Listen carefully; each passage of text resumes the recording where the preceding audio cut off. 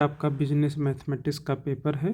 इस पर हम बात करेंगे सेक्शन ए। ठीक है।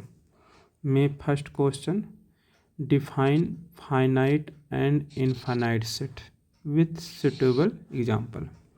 तो फाइनाइट आप लिखेंगे फाइनाइट सेट, इसकी डिफिनीशन है अ सेट विच हैज, ठीक है,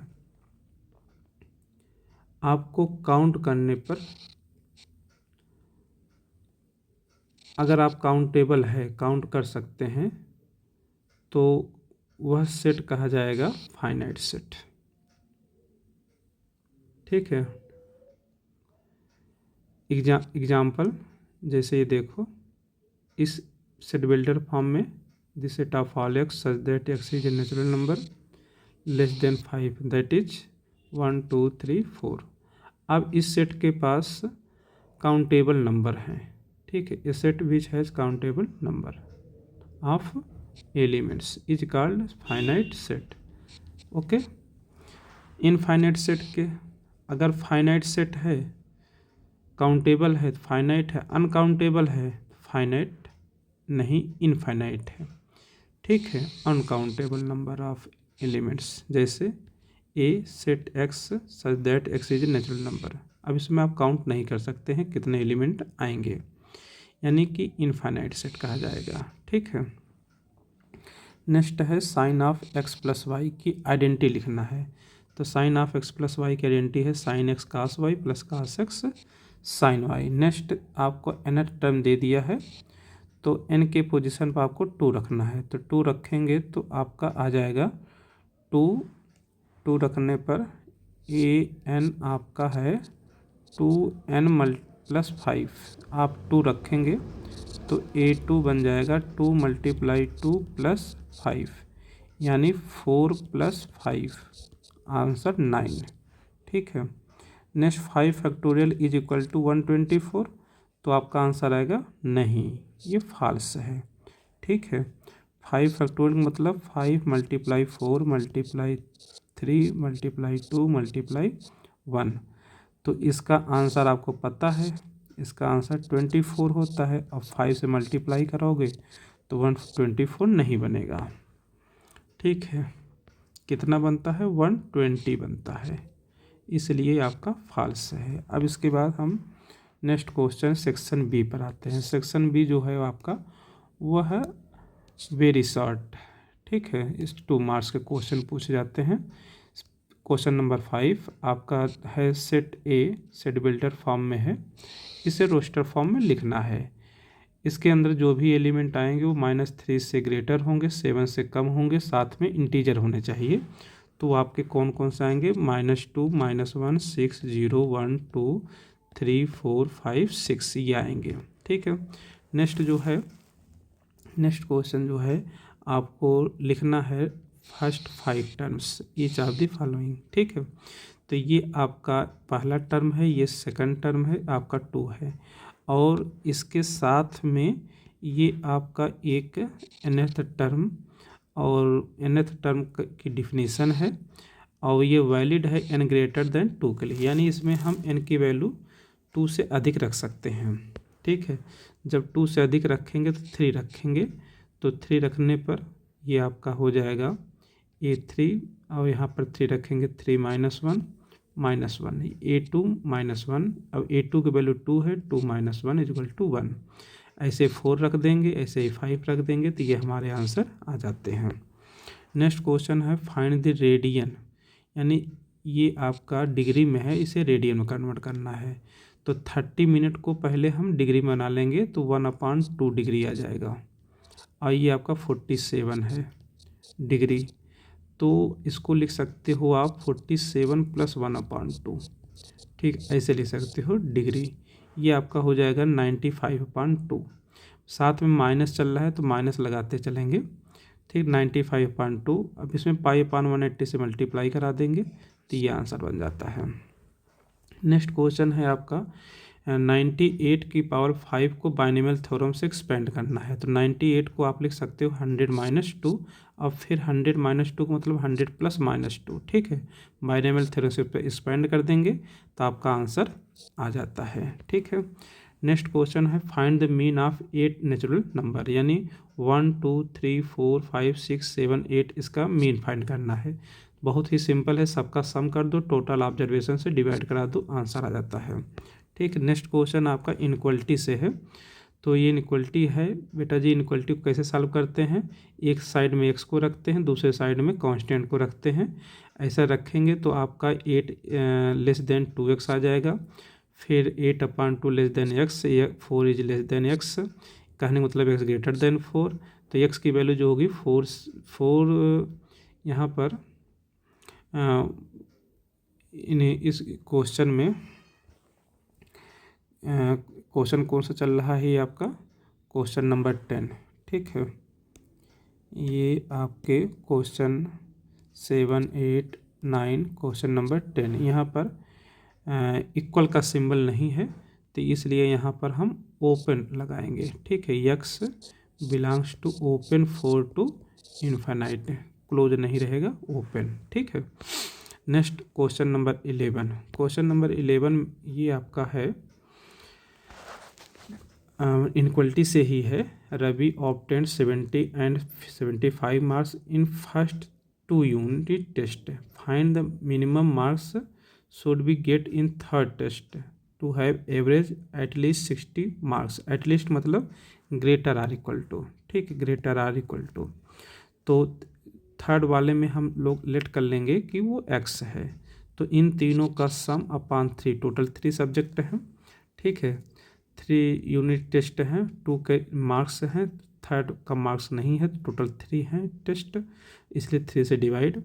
अब इसे सॉल्व कर लोगे तो x is greater or equal to 35, कहने का मतलब मिनिमम उसको 35 मार्क्स चाहिए, ठीक है, एवरेज 60 होने के लिए एटलीस्ट। नेक्स्ट क्वेश्चन है आपका, ये हो गया 11th। फिर 12th में है बेटा जी solve the following system of inequalities graphically. तो आप इसका भी ग्राफ बनाएंगे और इसका भी ग्राफ बनाएंगे, ठीक है। अब दोनों का कंबाइंड जो सोल्यूशन होगा वही आपका फाइनल आंसर होगा।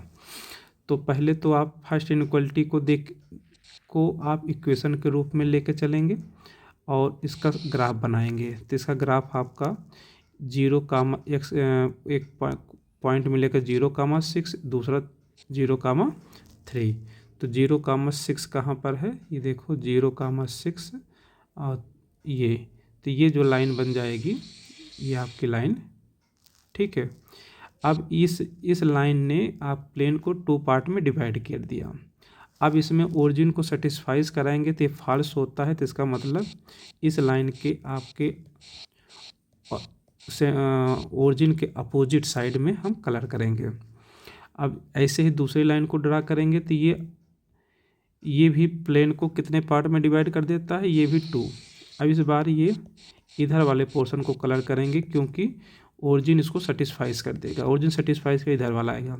अब कंबाइंड सोल्यूशन देखेंगे क्या कोई पोर्शन दोनों में कॉमन है, तो अगर आप विशेष ध्यान दें, अगर इस पर ध्यान दें तो आपको कुछ भी ऐसा नहीं मिलता। हेंस देखो यहाँ पर, hence the common region inequality the points on the line required solution region, ठीक है, of the given system inequalities, okay.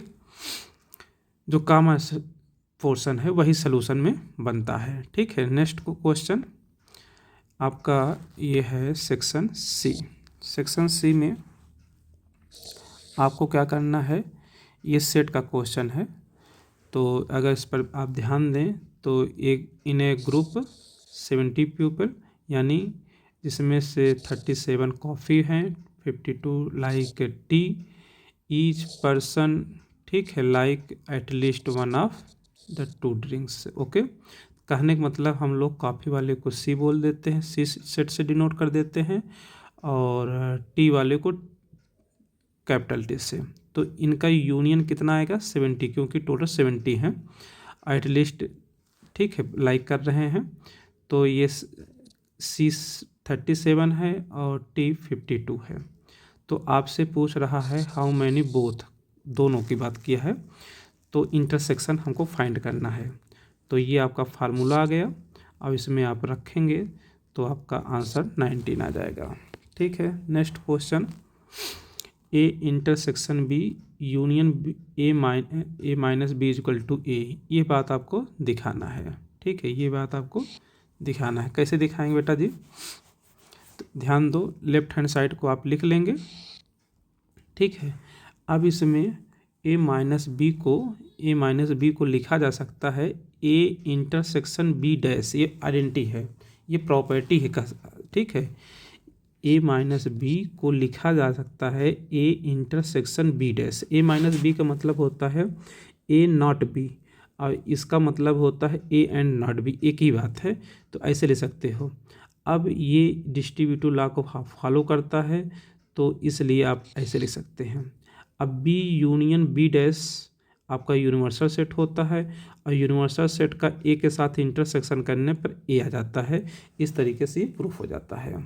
ठीक है, next, A union B minus A equal to A union B, यही concept यहाँ पर भी लगा है। पहले लेफ्ट हैंड साइड ऐसे लिख लिया गया, बी माइनस ए को इस प्रॉपर्टी से लिख लिया गया। ठीक है, अब डिस्ट्रीब्यूशन लॉ को फॉलो कराया गया, ये आपका यूनिवर्सल सेट हो गया, दोनों का इंटरसेक्शन ए यूनियन बी। ठीक है, नेक्स्ट क्वेश्चन आपका है question number 14, in an A P mth term is p, nth term is q m, where m is not equal to n, find the pth term. आपको बेटा जी किसी pth term find करना है। किसी भी term को लिखने के लिए तुम्हें a की ज़रूरत है एंड d की ज़रूरत है, यानी फर्स्ट टर्म और कॉमन डिफरेंस की ज़रूरथ है। mth टर्म ये बन जाएगा, nth टर्म ये बनेगा। ठीक है, अकॉर्डिंग टू क्वेश्चन दोनों को सॉल्व करेंगे तो d की वैल्यू -1 और a की वैल्यू n प्लस m -1 आएगी।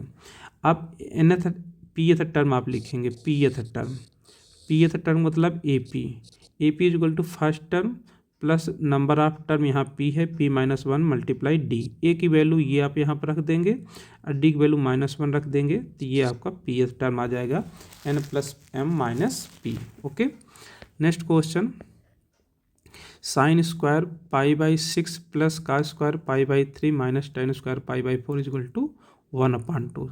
साइन स्क्वायर π/6 की वैल्यू आप 1/3 होती है का होल स्क्वायर, साइन π/6 की वैल्यू ठीक 1/2 का होल स्क्वायर, कास π/3 की वैल्यू 1/2 होल स्क्वायर हो जाएगा, tan π/4 की वैल्यू 1 का स्क्वायर। ठीक है, ये आपका बनेगा, ये आंसर आ गया। नेक्स्ट क्वेश्चन, ये आपके कितने क्वेश्चन हो गए देखो।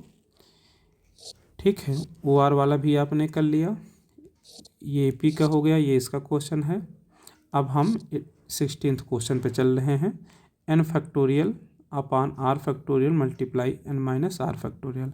इसमें n की वैल्यू 5 रखनी है, r की वैल्यू 2 रखनी है, तो रख दीजिए, आपका आंसर आ जाता है कितना 10। ठीक है, नेक्स्ट क्वेश्चन, क्वेश्चन नंबर 17 में फाइंड ए फाइंड करना है 17 से and 18th terms of expansion are equal. तो बेटा जी इस एक्सपेंशन में ये है, तो इसका सबसे पहले तुम जनरल टर्म लिख लोगे। ठीक है, इस जनरल टर्म में आप आर की वैल्यू एक बार 16 रखोगे तो 17 मिल जाएगा, और 17 रखोगे तो 18 मिल जाएगा। इस जनरल टर्म को आप के अकॉर्डिंग ये 17 टर्म आएगा और ये 18th टर्म आएगा, दोनों को आपस में इक्वल करोगे अकॉर्डिंग टू क्वेश्चन, और फिर बहुत सारे टर्म कैंसिल हो जाएंगे, ए की वैल्यू आ जाएगी 1। ठीक है, next question, question number 18, question number 18, prove that the coefficient of. ठीक है, यहाँ पर ये कोफिशिएंट इबानिमल थ्योरम है। ठीक है, और यहाँ पर बात किया है अकॉर्डिंग जैसे भी क्वेश्चन में बात कर रहा है। ठीक है, तो सबसे पहले आप जनरल टर्म लिख लेंगे। अब इस जनरल टर्म में x पावर n का कोफिशिएंट, तो x यानी कि n आप रखेंगे r के पोजीशन पर n, तो ये x पावर n का कोफिशिएंट क्या बनेगा, ये बन जाएगा बेटा जी 2nc, यानी ये बन जाएगा। और फिर आप 2n की वैल्यू फाइंड कर लेंगे तो आपका ये बनेगा। ऐसे ही फिर r की वैल्यू आप रखेंगे इसमें रखेंगे तो यहाँ से आपका निकलेगा ये रिजल्ट, ये आपस में कर लेंगे। ये दोनों के क्या हैं, एक दूसरे का ट्वाइस है। अब तुम देख सकते हो कि ये दोनों आपस में क्या आएंगे, बराबर आएंगे। ठीक है, नेक्स्ट क्वेश्चन जो है ये है आपका प्रोबेबिलिटी से है। ठीक है, 1 card is drawn from 52 card से, if each outcome is equally likely. ठीक है, तो आपको प्रोबेबिलिटी पता फाइंड करना है, डायमंड हो, नॉट एंड एस हो। तो टोटल कार्ड कितने हैं, 52 है। उसके पास अगर डायमंड की बात की जाए तो टोटल 13 होते हैं। ठीक है, ओके। अब उसमें से एक कार्ड सेलेक्ट करने का 13 और टोटल कार्ड का 52, आंसर 1/4। ठीक, ये तो ए पार्ट का हो गए। बी पार्ट के event B, not and S. हम नॉट एंड एस का बात किया है तो हम लोग बात करेंगे एस कितने होते हैं, 4 होते हैं। तो इसका हो जाएगा 4 1/13। नॉट एस के लिए 1 में से इसको सब्ट्रैक्ट करा देंगे तो आपका आंसर आ जाएगा। ठीक है,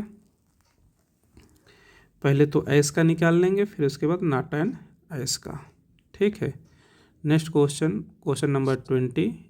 ए and B events such that P A is equal to 0.42, P B is equal to 0.48, probability of A and B is equal to 0.16। तो नॉट एक निकालना है, तो ये आपका फार्मूला है, इस फार्मूले को अप्लाई करेंगे तो आपका ये आंसर आ जाएगा। फिर ये फार्मूले का अप्लाई करेंगे तो ये आंसर आ जाएगा। ए यूनियन बी का फार्मूला यूज करेंगे तो आपका ये आंसर बनेगा। ठीक है, यहाँ पर देखो बेटा जी, एस की बात चल रहा है तो यहाँ डायमंड लिखा गया है, तो इसको आप एस बना लीजिए, एस। ठीक है, एन एस। और नॉट के लिए 1 - पी बी फार्मूला लगा देंगे तो 1/1/13। ठीक है, तो इस तरीके से आपका आंसर बनेगा। ओके, ये आपके क्वेश्चन हो गए 19 हो गए, 20 हो गए। अब हम लोग नेक्स्ट क्वेश्चन 21 पर आते हैं। ठीक है, 21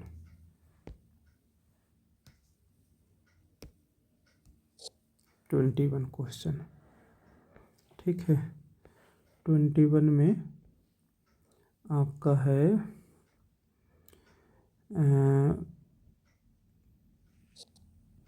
find the mean deviation about mean. तो अबाउट मीन के अकॉर्डिंग बात करना है और ये आपका अनग्रुप डाटा है। तो सबसे पहले आप मीन फाइंड करेंगे, अबाउट मीन के अकॉर्डिंग मीन फाइंड करेंगे।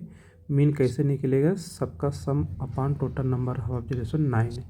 अब आपको मीन पता चल गया तो डिविएशन निकाल लेंगे, तो ये आपका डिविएशन आ जाएगा। ठीक है, फिर एब्सोल्यूट डिविएशन निकाल लेंगे, एब्सोल्यूट डिविएशन का सम 22, टोटल नंबर ऑफ ऑब्जर्वेशन से डिवाइड करेंगे 2.75 आंसर आएगा। नेक्स्ट क्वेश्चन में find the mean deviation about median. अब यहाँ पर पहले जो भी डाटा दिए गए हैं उसको अरेंज कर लेंगे और यहाँ ऑब्जर्वेशन टोटल जो है वो 11 है, जो कि ऑड है। ऑड के केस में ये मीडियन का फार्मूला है। ठीक है, इस फार्मूले में आप रखेंगे तो आपको मिल जाता है कि आपका मीडियन जो है वो 6th ऑब्जर्वेशन यानी कि 9। अब आपको मीडियन मिल गया तो मीडियन से आप डिवीज़न निकालेंगे, फिर एब्सोल्यूट डिवीज़न निकालेंगे। एब्सोल्यूट डिवीज़न का सम करने पर 58 आएगा। 58 में टोटल नंबर आप ऑब्जर्वेशन से डिवाइड कराएंगे, मीन डिवीज़न निकल के आ जाएगा। ठीक है, नेक्स्ट क्वेश्चन में अब आपका नेक्स्ट क्वेश्चन जो है वो यहीं से है, आपको यहाँ पर फाइंड करना है ठीक है, मीडियन फाइंड करना है, मीन डिवीज़न। ठीक, अब फ्रीक्वेंसी के अकॉर्डिंग काम करना है, तो फ्रीक्वेंसी के अकॉर्डिंग सबसे पहले एक्स आई को आप लिख लेते हैं, फिर एफ आई को लिख लेते हैं। ठीक है, अब यहाँ पर आपको करना क्या है,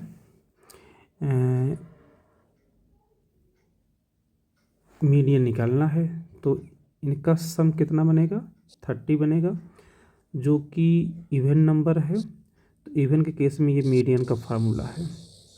तो यहाँ से आपका जो फार्मूले से मीडियन आएगा टोटल का अपान 2 कर लेंगे, ठीक है। तो आपका 13 आ जाएगा। 13 के हेल्प से हम डिवीज़न निकाल लेंगे, एब्सोल्यूट डिवीज़न फ्रीक्वेंसी के साथ मल्टीप्लाई कराकर टोटल सम आएगा 149। 149 अपान टोटल नंबर ऑफ फ्रीक्वेंसी का सम 30 = 4.97, ठीक है। नेक्स्ट क्वेश्चन जो है वो इनक्वलिटी से है। तो 30x is less than 200, x is less than 200 upon 30, x is less than 20 upon 3, x is less than 6.6। अब 6.6 से आपको 6.6 से आपका x जो है वो लेस है। तो अब आपको 6.6 से कम आपको नेचुरल नंबर बताना है, कौन कौन से बनेंगे। तो आपका बनेगा 6.6 से एक तो 6 ही आ जाएगा जो 6.6 से कम है, फिर 5, 4, 3, 2, 1 ये इतने आएंगे एक्स के वैल्यू, कर्ली ब्रैकेट पर रखे जाएंगे क्योंकि सॉल्यूशन सेट बनता है। इंटीजर के अकॉर्डिंग ये आपके ये सारे एलिमेंट्स आएंगे, ठीक है। नेक्स्ट क्वेश्चन है आपका ट्रिग्नोमेट्री फंक्शन से है। tan x की वैल्यू आपको दे दी गई है। x आपका किस कोऑर्डिनेट में है, सेकंड कोऑर्डिनेट में है। तो सेकंड कोऑर्डिनेट में आपका इसी के अंदर बात चलेगी। तो इसमें tan आपका निगेटिव है, तो इसमें tan निगेटिव है तो cot भी निगेटिव रहेगा, ठीक है।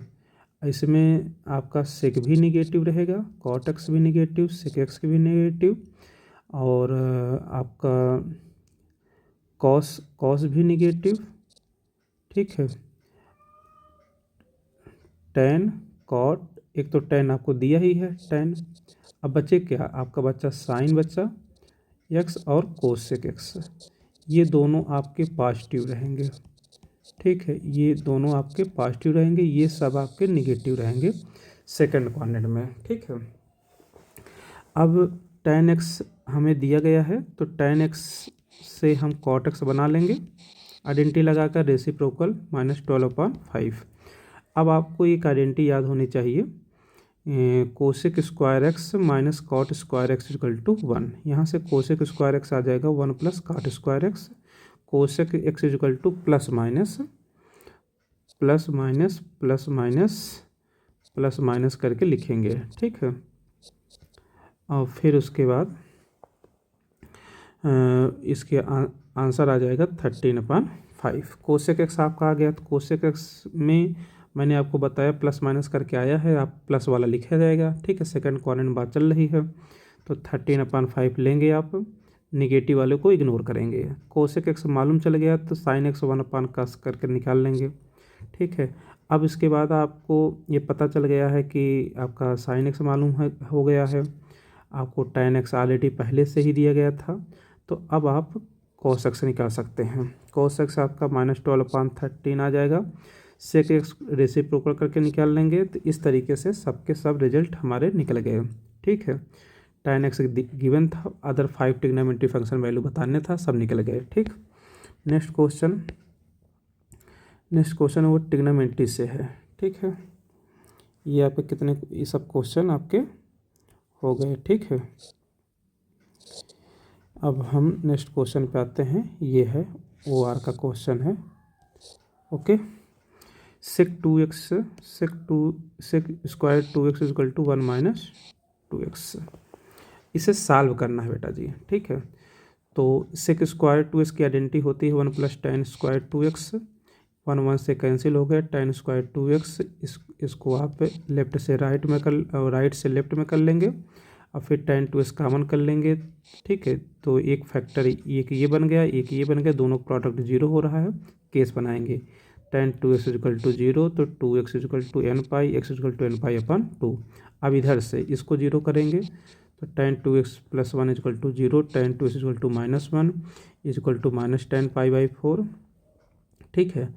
तो 2x इक्वल टू π - π/4 यानी 8π/4, ठीक है। 3 पाई/4, पाई माइनस पाई/4 मतलब 3 पाई/4, तो 2x इक्वल टू 3 पाई/4, 2x equal to n pi plus 3 पाई/4, x equal to 1/2 n pi plus 3 पाई/4। ओके, इस तरीके से जनरल सोल्यूशन हमारा आ गया। नेक्स्ट क्वेश्चन है जो वो आपका है सेट से है। Set A equal to 1 2 3 4 5 6 let R be the relation defined ordered pair A B belongs to A B is exactly divisible by A. Roster form में लिखना है, फिर उसके बाद डोमेन एंड रेंज फाइंड करना है। ओके, इसमें क्या करना है आपको, सेट ए आपको ये दिया गया है बेटा जी, सेट, और फिर उसके बाद सेट आर, ये रोस्टर फॉर्म में है, builder form, set builder form में है, रोस्टर फॉर्म में कन्वर्ट कर लेंगे।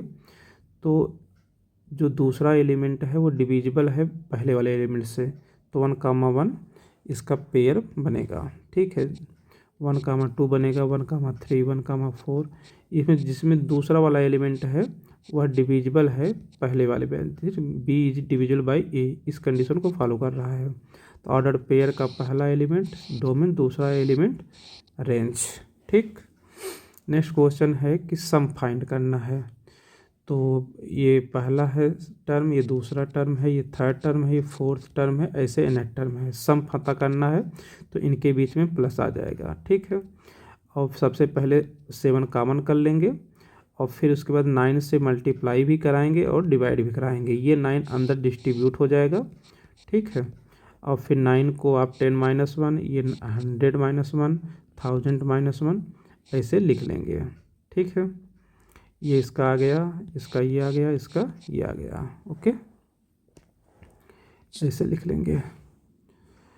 तो फिर उस तरीके से ग्रुप, यहाँ जितने भी ब्रैकेट हैं स्मॉल ब्रैकेट, उसका पहले टर्म को एक साथ, दूसरे टर्म को एक साथ माइनस कॉमन करके। तो पहला ब्रैकेट आया है वह एक जीपी में है, दूसरा भी एक जीपी में जिसका सम n है। ठीक है, अब इसमें एस एन का फार्मूला लगा देंगे तो ये आपका आंसर बन जाता है। ओके, नेक्स्ट क्वेश्चन है जो वह है 23 क्वेश्चन। ठीक है,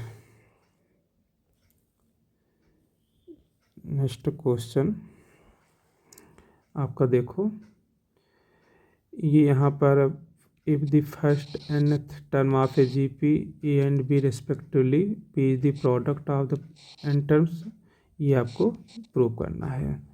तो बेटा जी आप सबसे पहले फर्स्ट टर्म और कॉमन रेशियो लेट कर लेंगे, जीपी के अंदर बात चल रही है। तो A1 पहला टर्म ए है और लास्ट टर्म को इन्होंने बी बोला है, तो AN equal to B equal to ARN-1। इनका प्रोडक्ट A1 A2 A3, इसका प्रोडक्ट P गिवन है क्वेश्चन में। तो A1 A है, A2 AR है, A3 AR स्क्वायर है, ठीक है, ऐसे ही AN आपका ये है।